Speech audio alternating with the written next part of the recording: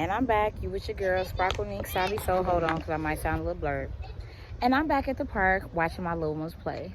Okay, let me get into yesterday. Now, I did a video talking about spiritual belief and things of that matter and what I believe in and what I don't believe in. Now, as I told y'all in the video, I don't have a religion. I just have faith.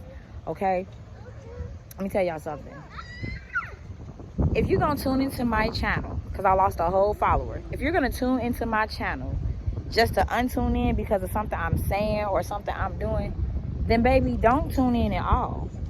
Okay? I'm not going to be hurt. I know it's going to take time for me to build up my followers and stuff like that and my subscribers and all that stuff.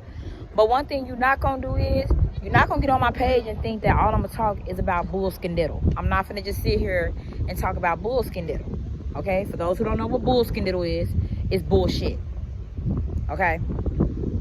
I'm not going to always be on here telling somebody business. I told y'all, my page, my channel is all about telling business, not just about people. Hollywood, religion, all that stuff. So if you're not ready for the real, then, you know what I'm saying, go to somebody else's page that's talking about violence and fighting somebody and this, that, and the other all the time. Because that's not what I'm going to do. I'm going to spit facts and I'm going to tell the truth and I'm going to tell how I feel. Again, it's my channel. Okay, so if you don't like what I'm saying, then you don't got to like what I'm saying.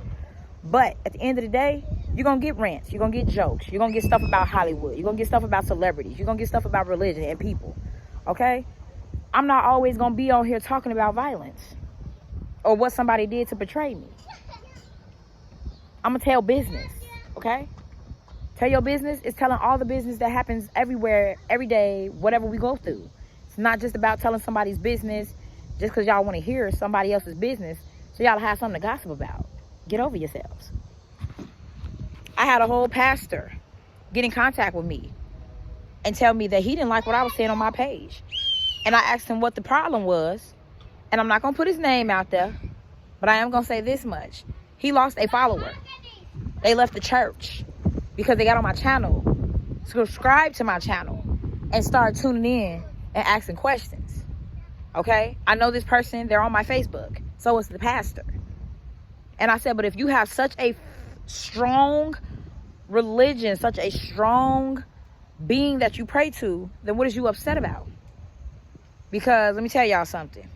If that person can so easily leave because they are swayed by something somebody else says, then they wasn't that strong in their belief in the first place. That's all I'm saying. I can't make a person believe something different. That's on them. I didn't spit in that person's ear and say, hey, yo, follow my page because I'm going to tell you some real shit about some real shit and you going to question everything. I just got on my channel and started talking. And it made them question on their own. Okay? So like I said, I'm going to talk what I want to talk about. It's my channel. If you don't like it, baby, don't tune in. There's other people out there that you can hear talk about other stuff all day long. Now, however, I am finna say this much. I'm going to tell y'all a little story about what went on. I'm going to tell my own business, okay, about a friend that is not really a friend, that never was really a friend, and they had cruel intentions. So, let me tell y'all like this. As you all know, my mother passed away a year ago. And in her passing, me, my sister, my brother, we all fell in a very deep place of sorrow and hurt, depression, things of that matter, right? And it was really hard for us to retain certain things. For me, I lost a place where I was living. You feel me? Because I stayed on my own and then I came back home to my mom to have my last child. She was my support system in everything I did. She was my ride or die, which I'm getting that tattooed on me because my mama and me really was like that. So I stayed, you know what I'm saying, in a motel for 5 months. Now, in his 5 months staying at that motel, we was eating, motel bill was paid, my kids was going to school, we ain't had nothing to worry about. We was straight, okay? Nothing was to worry about at all. Kids was getting back and forth to school, whether I had to walk them, whether they was taking buses. And eventually, we was walking at first, but eventually we did get transportation from there to the school, so I didn't have to walk them, period. Now, in that time span, I had a few friends reaching out to me saying, hey, do you want to come stay with us? You know what I'm saying? I know you got the kids, but we could work something out. And I'm just like, nah, I don't want to. And there was one person in particular that I was friends with before my mother passed away, and they had offered me a place to stay before. And we were actually cool through a mutual old church member, okay? Now, I didn't take it at first because I'm like, I'm with my mom's, it's all good. When my mom passed away, they offered me, after I put on Facebook and stuff like that my mom had passed, a whole bunch of people was reaching out to me and stuff like that, friends, family alike. And a few people was reaching out asking me, hey, what you gonna do about your living situation? I had a few people that I had told, and this person happened to be one of them. So they offered me their apartment because they said they had a condo near their job, so they're not really at that apartment, and they kind of needed somebody at the apartment anyway to just sit and stuff like that for when they have inspections, things of that matter. They was getting ready to get rid of the apartment, but if I needed the place to go, I could go. So I'm like, kind of skeptical at first. So around the 5th month, 3rd week that we're into the motel, I go down to the front office to renew my room. Unfortunately, they caught wind of how many people I had in the room with me and how we were jumping back and forth and stuff like that, because every 2 weeks you have to switch room so they can clean that room and prepare for somebody else and things of that matter. They caught wind, kicked us out. So I called this person up and said, yeah, I'll take that offer if it's still on the table. Went to this person's job, got the key, went to the apartment. Everything was smooth and copacetic. Okay? First month in, everything was great. My kids was in school, walking back and forth every day with them. We having a blast, living our best lives in the apartment. I started looking for stuff. There was already furniture in the apartment, so I already had a bed. So all I did was look for my kids a bed, because there was a bed, 2 couches, and 2 TVs there. You know what I'm saying? It was actually 3, but one of the TVs didn't really work because it was a Roku TV. They didn't have a remote, whatever. I happen to have a spare Roku remote. So, like I said, we was living good. So I went and got my kid air beds and stuff like that because I wasn't working at the time.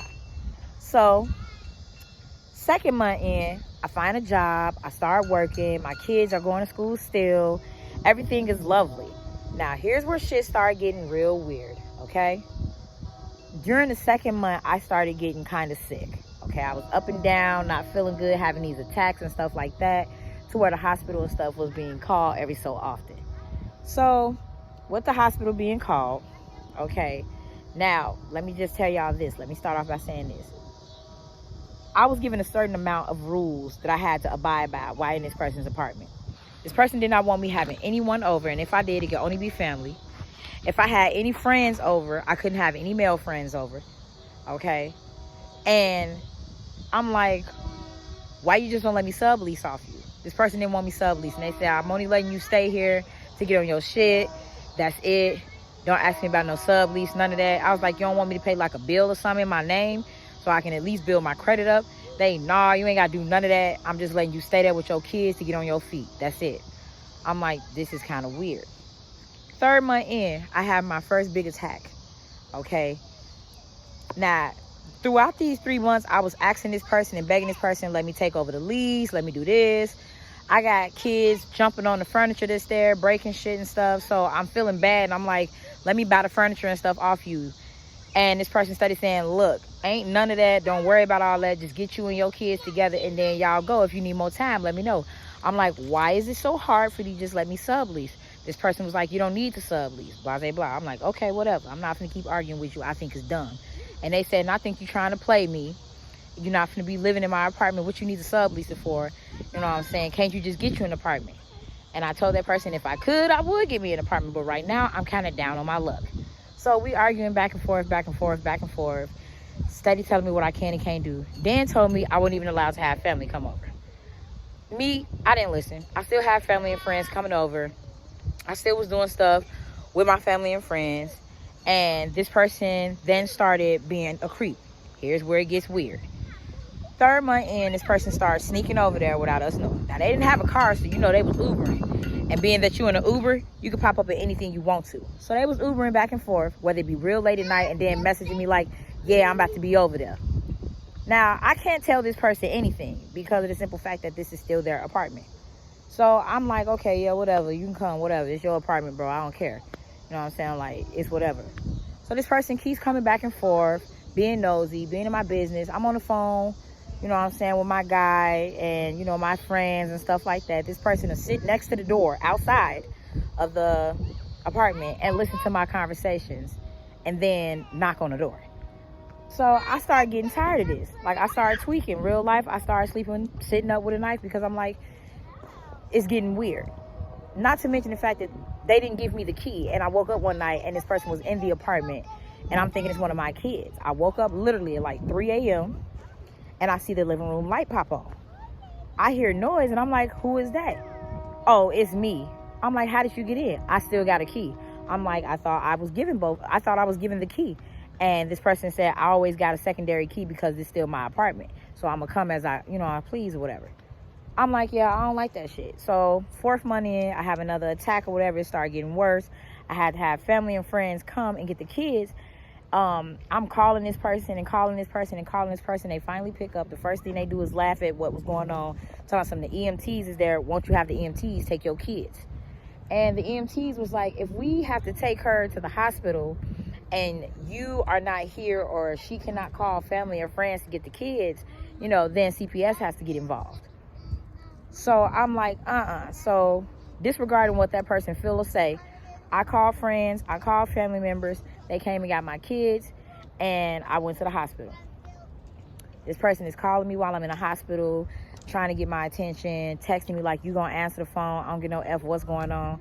And I'm like, I'm in the hospital. What do you want me to do, sweetheart? I can't answer your phone right now because I'm in the hospital. The service here is terrible. Now, the hospital is literally up the street from this person's apartment as well. So I guess they decided we're gonna roll past the hospital or whatever. I'm like, okay. The weird shit just keep getting weirder. So now I'm back home from the hospital. The kids are still gone for the next 2 days. I'm resting. And I look out my window and I see a car, right? So I see this car parked in the back of the building as I go outside to acknowledge the universe and all of my ancestors and stuff like that by doing my little, prayers and meditation and stuff like that. The blue car leaves once they see me go upstairs. I'm like, this is weird. And I get a message from that person like, yeah, call me, we need to talk. I'm like, whatever. So I call the person and they tell me, yeah, you gotta go, this, that, and the other. I don't care what's going on in your life and shit like that. This person almost got my kids taken from me too.